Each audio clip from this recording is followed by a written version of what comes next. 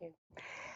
Um, Tell us a little bit about how you prepared for the role, and I'm particularly interested in a character like J. Robert Oppenheimer, who's so much in his head. I mean, Mm. this is really a movie about a man thinking, and solving Yeah. problems mentally. And I'm wondering if that entails a different kind of preparation, if you need a certain kind of handle in order to kind of play that internal journey, or if the technique or the process is any different for you.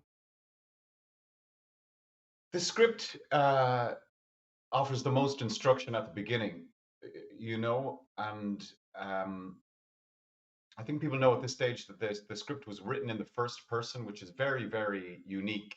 I had certainly never encountered it, and I knew that the instruction contained in that was that it was going to be a very subjective storytelling through the eyes of Oppenheimer, and that we would be as close to Oppenheimer as possible as he sort of wrestled with these extraordinary dilemmas and paradoxes um, uh, throughout this period in history.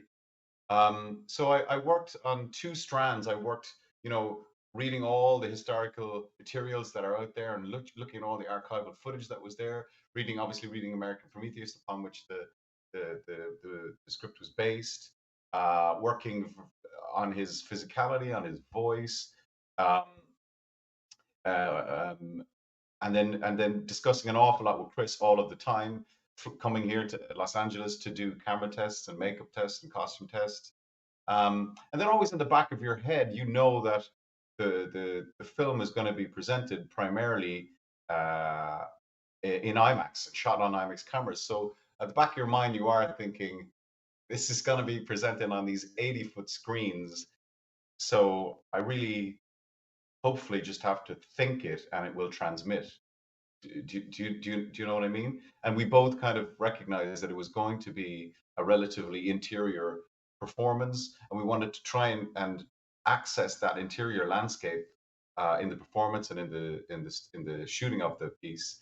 Um, but I've always loved that sort of acting in where the character is in reflection, in repose. Despite the film being quite verbose, there was an awful lot of that sort of acting involved. So it was a long, long process, and we worked very, very closely. But Chris is such an extraordinary director of actors, and we have such a really clear shorthand at this point in our careers that it seemed to go. We kind of hit the ground running.